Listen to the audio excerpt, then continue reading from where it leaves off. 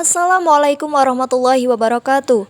Halo semuanya, pada video kali ini kami akan membahas materi yang berjudul pendekatan-pendekatan dalam pengembangan kurikulum. Baik, di sini saya akan membahas pengertian tentang pendekatan. Diartikan sebagai titik tolak atau sudut pandang seseorang terhadap suatu proses tertentu. Istilah pendekatan merujuk pada pandangan tentang terjadinya suatu proses yang sifatnya masih sangat umum. Selanjutnya, pengertian tentang kurikulum, yang dimana kurikulum adalah rancangan pendidikan yang merangkum semua pengalaman belajar yang disediakan bagi siswa di sekolah. Kurikulum mempunyai peran yang sangat penting dalam pendidikan. Kurikulum merupakan kunci dalam pendidikan. Kurikulum menentukan tujuan, isi, dan proses pendidikan yang pada akhirnya menghasilkan warna atau kualitas lulusan suatu lembaga pendidikan. Adapun pengembangan kurikulum dalam bahasa ini bisa mencakup keduanya, tergantung pada konteks pendekatan dan model pengembangan kurikulum itu sendiri. Dilihat dari cakupan pengembangannya, ada dua pendekatan yang dapat diterapkan dalam pengembangan kurikulum.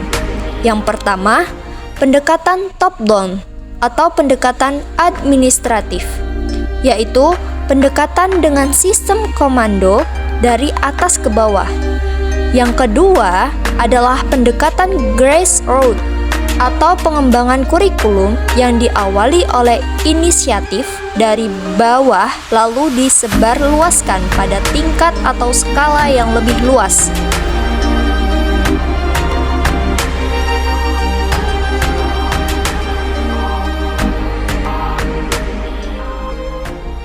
Baik, selanjutnya pembahasan tentang pendekatan dalam pengembangan kurikulum. Muhammad Zain dalam bukunya Pengembangan Kurikulum menjelaskan bahwa setidaknya ada 4 pendekatan dalam pengembangan kurikulum. Selanjutnya yang pertama yaitu satu pendekatan subjek akademis. Pendekatan subjek akademis adalah bentuk model tertua di antara model lainnya, dan biasanya suatu lembaga pendidikan atau sekolah sampai sekarang tidak bisa lepas dari pendekatan ini. Nah, yang kedua, pendekatan humanistis. Pendekatan kurikulum ini berpusat pada siswa, jadi student centered, dan mengutamakan perkembangan efektif siswa sebagai persyarat dan sebagai bagian integral dari proses belajar.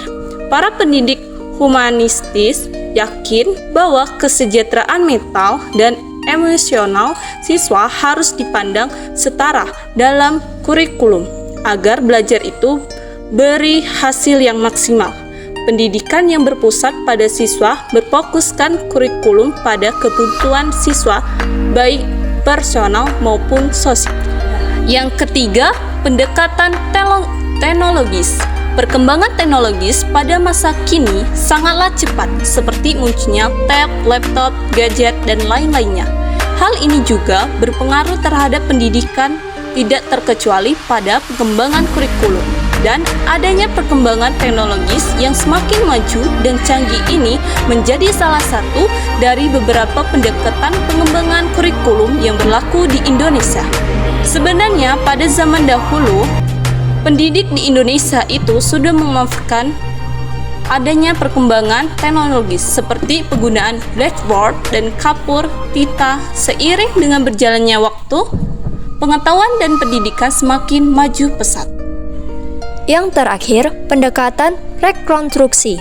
Pendekatan rekonstruksi sosial sering disebut juga dengan pendekatan rekonstruksialisme karena memfokuskan kurikulum pada masalah penting yang dihadapi masyarakat seperti polusi, ledakan penduduk, malapetaka akibat tujuan teknologi, dan lain sebagainya.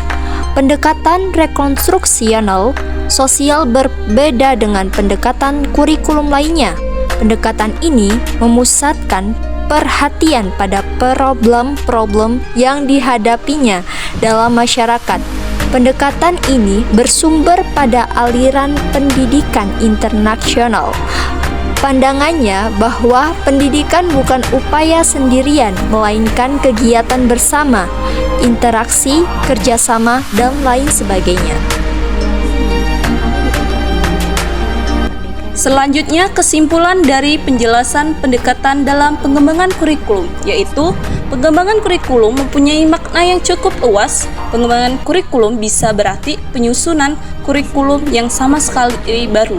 Bisa juga menyempurnakan kurikulum yang telah ada. Kegiatan perkembangan kurikulum ini perlu dilakukan untuk menghadapi dan mengantisipasi keadaan, yaitu merespon pengembangan ilmu dan teknologis, perubahan sosial di luar sistem pendidikan, memenuhi kebutuhan siswa, dan merespon kemajuan-kemajuan dalam pendidikan. Dan di mana pengembangan kurikulum itu pada hakikatnya adalah pengembangan komponen-komponen yang membentuk sistem kurikulum itu sendiri. Kurikulum terdiri dari komponen-komponen yang membentuknya, dan antara komponen-komponen yang satu dengan yang lain saling berkaitan dan membentuk satu kesatuan yang tidak bisa dipisahkan.